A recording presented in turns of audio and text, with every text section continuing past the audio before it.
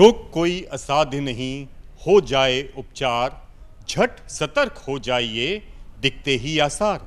नमस्कार दोस्तों, मैं चंद्रशेखर वर्मा मिशन हेल्थ की इस कड़ी में आप सबका स्वागत करता हूं। दोस्तों, आजकल एक बीमारी का नाम बहुत सुनने में आ रहा है, जिसे हम दिमागी बुखार या नव की बीमारी कहते हैं। ये बीमारी एक संक्रामक बीमारी है और अक्सर जानलेवा भी हो जाती है। इसलिए ये आवश्यक है कि हम इस बीमारी के बचाव और इसके इलाज के बारे में जानें। और इसीलिए आज हमने ये आयोजन इस प्रश्नोत्तरी का किया है, जिसमें कि हम दिमागी बुखार या नव की बीमारी से संबंधित प्रश्न पूछेंगे। इस प्रश्नोत्तरी में भाग लेने के लिए आज हमारे स्टूडियो में उपस्थित हैं बहुत सारे युवा प्रतिभागी और साथ ही साथ दो विशेषज्ञ, डॉक्टर विकासेंदु अग्रवाल जो कि संयुक्त निदेशक हैं संचारी रोग विभाग में स्वास्थ्य निदेशालय में, और उनके साथ श्री एनपी सिंह साहब जो कि यूनिसेफ से हैं।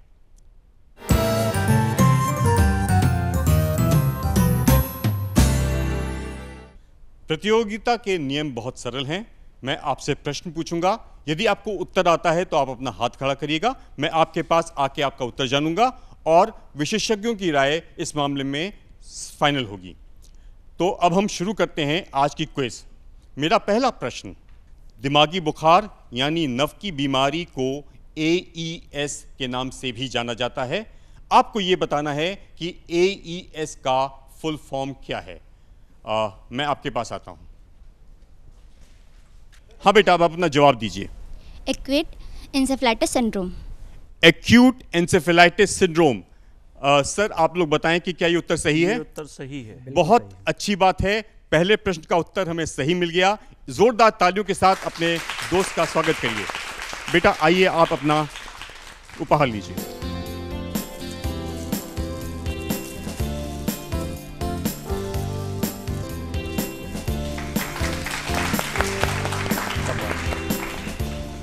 और अब हमारा दूसरा प्रश्न, दिमागी बुखार यानी नव की बीमारी एक संचारी रोग है जिसका मुख्य कारण स्क्रब टाइफस पाया गया है।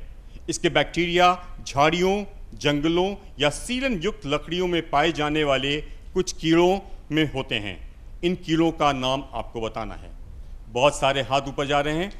मैं पीछे की तरफ आता हूं, आप बताइए।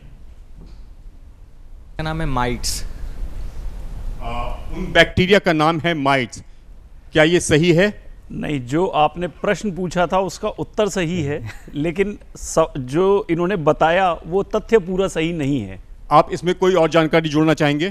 माइट्स जो बैक्टीरियाज हैं वो चूहों की, छछूंदरों की स्किन्स पे पाए जाते हैं, जो कि झाड़ियों में भी पाए जाते हैं। इसलिए इसे स्क्रब टाइफस नामक बीमारी होती है।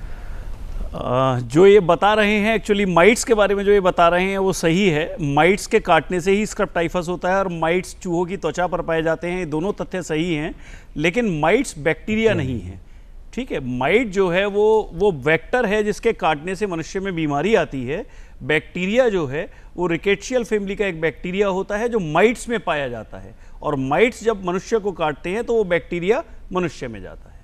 जी, तो आपके अनुसार इनको पुरस्कार मिलना चाहिए? इन्होंने जो सवाल पूछा गया था उसका आंसर माइट्स ही है, जो इन्होंने बताया है। पुरस्कार इनको मिलना चाहिए। आइए, जोरदार तालियों के साथ स्वागत करें।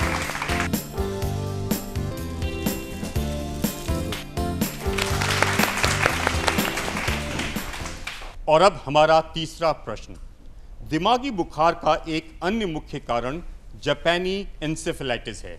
इसके वायरस सुअर और तालाब में रहने वाले जानवर जैसे बत्तख आदि में पाए जाते हैं। आपको यह बताना है कि मनुष्यों में इस बीमारी का संक्रमण कैसे होता है। चूंकि सबसे पहले आपका हाथ ऊपर गया तो मैं आपके पास आऊंगा। जी, अपना उत्तर बताइए। सुअर को जब मच्छर काटता, वही मच्छर जब मनुष्य को काटता, तभी उसके लक्षण उसमें पाए जाते हैं। सुअर को जब मच्छर काटता है और वही मच्छर जब मनुष्य को काटता है तो लक्षण उस तरह से संक्रमित हो जाते हैं। क्या उनका उत्तर सही है? एकदम सही है। तालियां बजाइए और आइए, आप अपना पुरस्कार।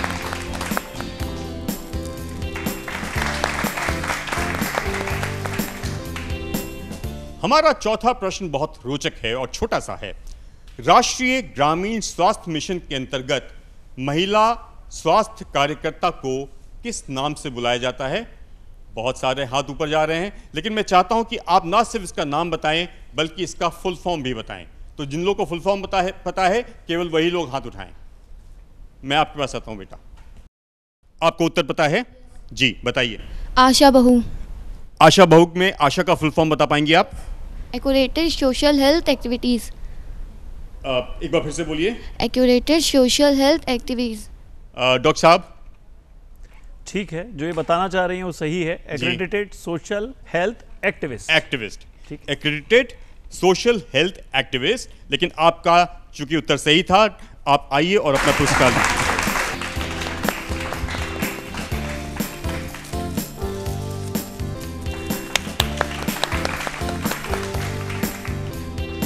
ये क्विज काफी अच्छी चल रही है और हमें सभी प्रश्नों के उत्तर मिल रहे हैं।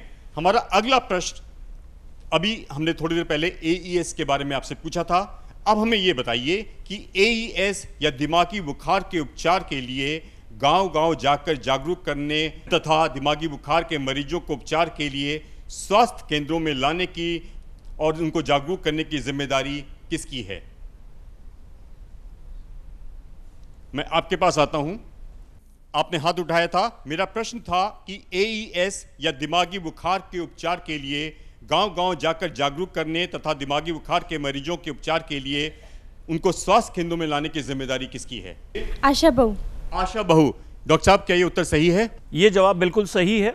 प्राथमिक रूप से जिम्मेदारी आशा बहू की ही है, लेकिन हमने गांव में आंगनवाड़ी कार्यकर्ता से लेकर ग्राम प्रधान तक सभी को रोग के लक्षण बताए हैं और उन सभी से ही हमारा आग्रह रहता है कि वो यदि इस प्रकार का कोई भी मरीज है तो उसको उपचार और निदान के लिए अपने नज़दीकी सरकारी अस्पताल में जाने के लिए प्रेरित करें। बहुत बहुत धन्यवाद डॉक्टर साहब इस जानकारी के लिए, और चूंकि उत्तर आपका सही था इसलिए आप आपके पुरस्कार ग्रहण करें।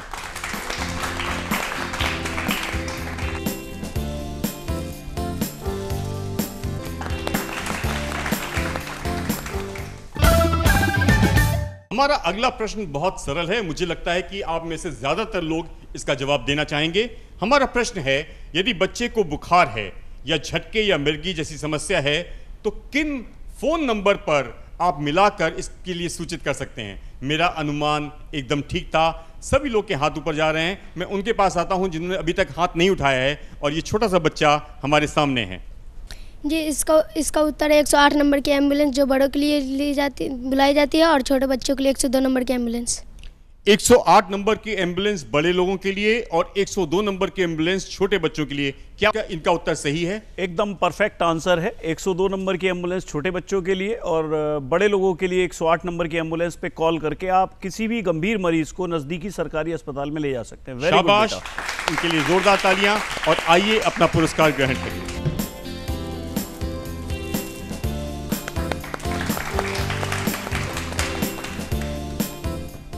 दिमागी बुखार या नफ की बीमारी के ज़्यादातर मामले उत्तर प्रदेश और खासतौर से उत्तर प्रदेश के पूर्वांचल जिलों में पाए जाते हैं।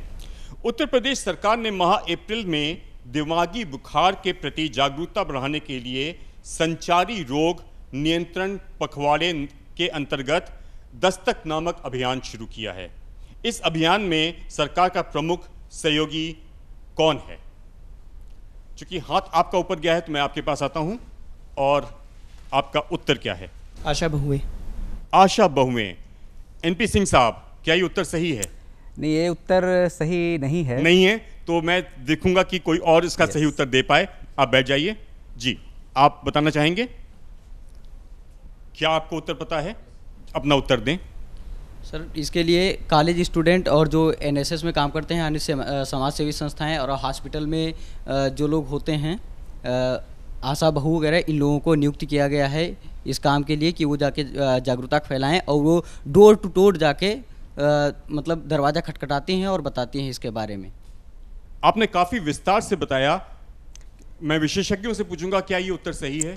नहीं, ये उत्तर सही नहीं है, और मुझे लग रहा है कि एक बार आप यदि फिर से प्रश्न पूछ लें। ये आपके प्रश्न का सही उत्तर नहीं है। जो बात आप बता रहे हैं वो सही है, लेकिन प्रश्न ये पूछा गया है कि सरकार का सहयोग मुख्य रूप से किस संस्था ने दिया है संचारी रोग नियंत्रण पखवाड़े में? संस्था का नाम क्या है? संस्था का नाम बताना है। अब काफ़ी सारे हाथ फिर ऊपर गए। आप बैठ जाइए। आप बताएंगी? आपको उत्तर पता है? जी बताएं। यूनेस्को। यूनेस्को। विशेषज्ञों से पूछूंगा, क्या ये उत्तर सही है? नहीं, ये उत्तर सही नहीं है। ये उत्तर सही नहीं है। और आप बैठ जाइए। आप बताना चाहेंगी? जी, अपना उत्तर दीजिए। यूनिसेफ। यूनिसेफ, क्या ये उत्तर सही है सिंह साहब? बिल्कुल सही सही उत्तर है। ये बिल्कुल उत्तर सही एकदम सही है और जोरदार तालियां, क्योंकि प्रश्न में हम संस्था का नाम जानना चाह रहे थे। आप आइए और अपना पुरस्कार ग्रहण करिए।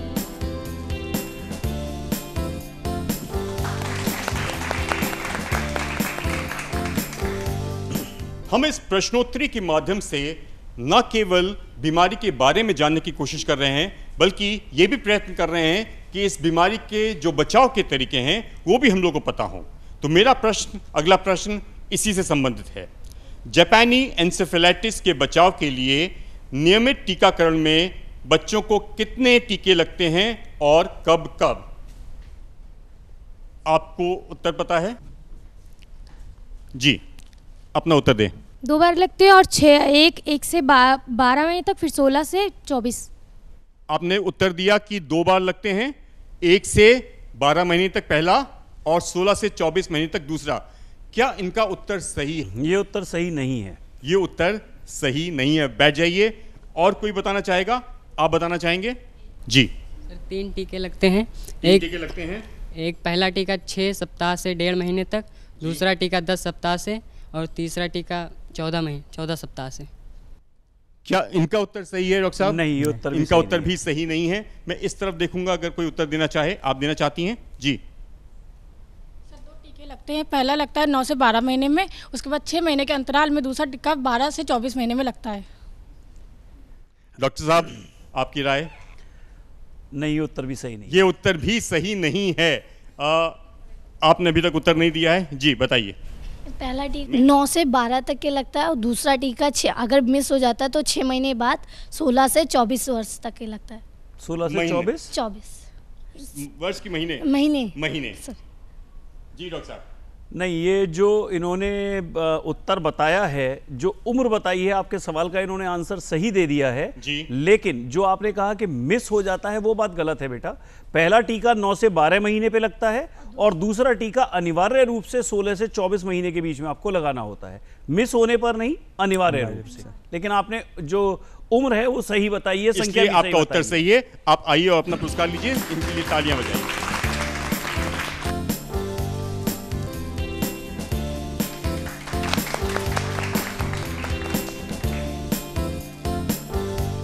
हमारा अगला प्रश्न भी बहुत सरल है और मुझे इसके बारे में भी पूरा अंदाजा है कि आप में से ज्यादातर लोग इसका उत्तर देंगे। आपको यह बताना है कि WHO का पूर्ण नाम क्या है।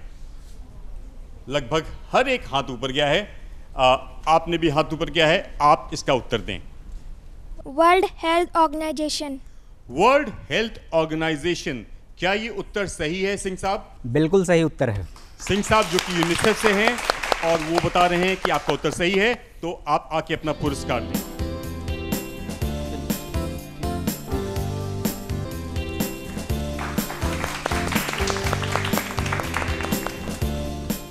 अभी थोड़ी देर पहले आपको ये जानकारी दी गई थी कि ये बीमारी उत्तर प्रदेश के पूर्वांचल जिलों में ज़्यादा फैलती है। अब आपको जो बताना है वो ये है कि उत्तर प्रदेश के कितने जनपदों में जापानी एन्सेफेलाइटिस का टीकाकरण किया जाता है। लगभग सभी हाथ ऊपर गए हैं। मैं उन लोगों के पास आऊँगा जिन्होंने अभी तक उत्तर नहीं दिया है। आप बताइए। जी सर, 7 जिलों में। आपको जनपद बताने हैं। जनपद यानी 617। क्या ये सही है? नहीं, नहीं, ये सही नहीं है। और आप बताइए। सर ये 7 जिलों में है। 7 जिलों में है। डॉक्टर साहब, क्या ये उत्तर सही है? 7 जिलों में? ये उत्तर सही नहीं। ये उत्तर सही नहीं है। जी, आप बताइए। 38 जिलों में।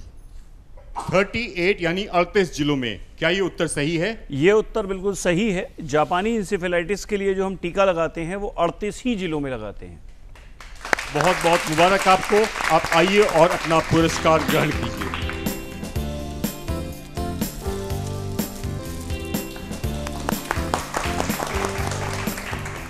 हमारा अगला प्रश्न, यदि आप दिमागी बुखार से प्रभावित किसी जनपद में रहते हैं तो परिवार के किसी बच्चे को तेज बुखार और बदन दर्द होने पर आप क्या करेंगे? आपका हाथ ऊपर गया था। जिला अस्पताल में संपर्क करेंगे। जिला अस्पताल में संपर्क करेंगे। इनका कहने का अभिप्राय ये है कि बच्चे को लेकर जिला अस्पताल में जाएंगे। क्या ये उत्तर सही है? ये उत्तर पार्शियली सही है। जिला अस्पताल ही क्यों, जिला अस्पताल हो सकता है और किसी बच्चे से भी आंसर पूछें मेरे ख्याल से। मैं उत्तर और लोगों से लेने की प्रयास करता हूं, आप बताइए। अपने नज़दीकी स्वास्थ्य केंद्र पर संपर्क करना चाहिए। अपने नजदीकी स्वास्थ्य केंद्र पर ले जाएंगे। क्या ये उत्तर सही है? ये उत्तर सही है और ये कंप्लीट है। ये पूर्ण है उत्तर कि अपने जिले के स्वास्थ्य केंद्र पर, अपने नजदीकी स्वास्थ्य केंद्र पर ले जाएंगे। आइए, जरूरी ये है कि आप जिला अस्पताल तक ले जाने का इंतजार ना करें, उसमें देरी हो सकती है। जो भी सरकारी अस्पताल आपके सबसे नजदीक है वहां पे आप बच्चे को लेके जाएं। यही मैसेज हम देना चाहते हैं।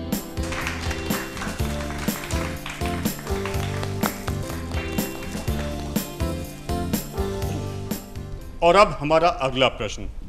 उत्तर प्रदेश के कितने ग्राम दिमागी बुखार से अति प्रभावित हैं?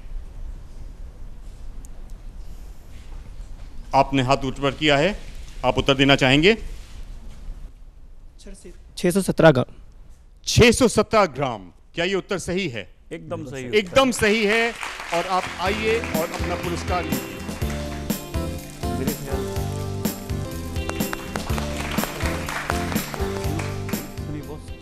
और अब हमारा अगला प्रश्न।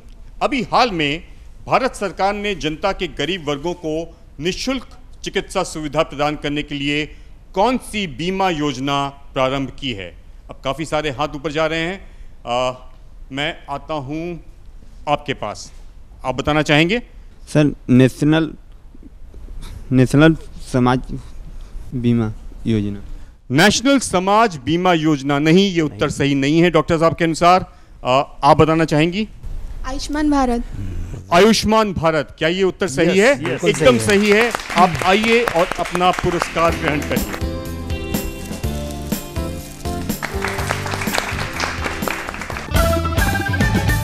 दिमागी बुखार के रोकथाम के लिए समाज के हर वर्ग को काम करना पड़ेगा। हमारा अगला प्रश्न इसी से संबंधित है कि दिमागी बुखार के रोकथाम के कार्यक्रम में ग्राम प्रधान के क्या क्या कार्य होते हैं? दिमागी बुखार के रोकथाम के कार्यक्रम में ग्राम प्रधान के क्या क्या कार्य होते हैं? आप उत्तर देना चाहेंगे? जी। सर, नालियों को ढक के रखना और उसमें स्प्रे करना। नालियों को ढक के रखना और उसमें स्प्रे करना। सफाई रखना, साफ सफाई रखना। क्या ये उत्तर सही है? और कुछ बोलना चाहोगे? और कुछ बोलना चाहोगे? और सर, जो जंगल हो उसे काट दें, आसपास ज़्यादा घास ना जमने दें। ठीक है, घास काटना ठीक है। इसमें सर मच्छर बैठ जाते हैं। अच्छा, मच्छर को भगाना। ये सर, जिन वजह से मच्छर वो आते हैं, मुजाओं को, उन कारणों को दूर करना। ये सर। क्या ये उत्तर सही है? हाँ, ये बिल्कुल ठीक। आपने उत्तर पूर्ण कर दिया और आप अपना पुरस्कार ग्रहण करें।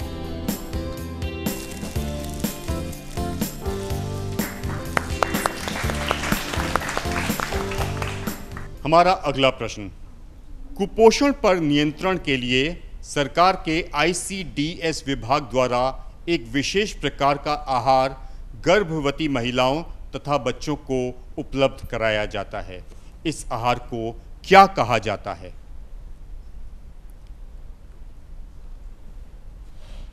मैं उन लोग के पास आता हूं जिन्होंने अभी तक कोई उत्तर नहीं दिया है। बेटा, आप बताना चाहेंगे? संतुलित आहार। संतुलित आहार। नहीं। क्या ये सही उत्तर है? नहीं है, ये सही उत्तर नहीं है। और आप सबसे पीछे बैठे हैं, मैं आपके पास आने का प्रयास करता हूं। पोषण आहार। पोषण आहार। क्या ये उत्तर सही है? नहीं, ये उत्तर भी सही नहीं है। और आप में से कोई और उत्तर देना चाहेगा? आप बताना चाहेंगे? पौष्टिक आहार। पौष्टिक आहार, ये भी सही नहीं है। आप बताना चाहेंगे? सर, पंजीरी सर आहार सर। पंजीरी सर। पंजीरी। क्या ये सही है? ये भी नहीं सही है। आप बताना चाहेंगे? दलिया। दलिया। क्या ये सही है? नहीं, दलिया भी सही नहीं है। और कोई उत्तर देना चाहेगा आप में से? तो मुझे लगता है कि इस प्रश्न का उत्तर हम अपने विशेषज्ञों से ही ले लें, क्योंकि इसका हमें सही उत्तर नहीं मिल पा रहा है। तो डॉक्टर साहब, आपके अनुसार कौन सा आहार है ये? देखो बच्चों, गर्भवती महिलाओं और बच्चों को हमें पौष्टिक आहार देना होता है और सरकार की तरफ से जो ये आहार दिया जाता है इसका विशेष एक नाम रखा गया है, इसे हम कहते हैं पोषाहार। हमारा अगला प्रश्न, 9 माह की उम्र पर बच्चे को खसरा यानी मीजल्स और जापानीज इंसेफेलाइटिस के टीके तो लगाए जाते हैं, साथ में विटामिन ए का घोल भी पिलाया जाता है। आपको ये बताना है कि विटामिन ए का घोल किस बीमारी के बचाव के लिए है? जी, विटामिन ए का घोल रतौंधी की बीमारी से बचाने के लिए पिलाया जाता है। विटामिन ए का घोल रतौंधी से बचाने के लिए पिलाया जाता है। क्या ये उत्तर सही है डॉक्टर साहब? ये उत्तर एकदम ये सही उत्तर एकदम सही है। आप आइए और अपना पुरस्कार ग्रहण कीजिए। रतौंधी या नाइट ब्लाइंडनेस एक ऐसी बीमारी होती है जिसमें आदमी को धीरे धीरे शाम के समय कम दिखाई देने लगता है, उससे बचने के लिए घोल दिया जाता है।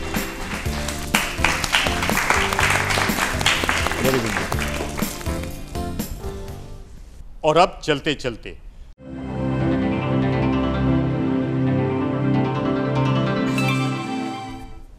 चलते में हमारा आज का प्रश्न, दिमागी बुखार यानी नफ की बीमारी को AES के नाम से भी जाना जाता है। AES का फुल फॉर्म आपको बताना है। अपना उत्तर आप हमें इस पते पर जल्दी से जल्दी भेजने की कृपा करें। हमारा पता है प्रस्तुतकर्ता मिशन हेल्थ, कमरा नंबर 205, दूरदर्शन केंद्र 24 अशोक मार्ग लखनऊ, पिन कोड है 226001। हमारा ईमेल आईडी missionhealth.ddupplko@gmail.com।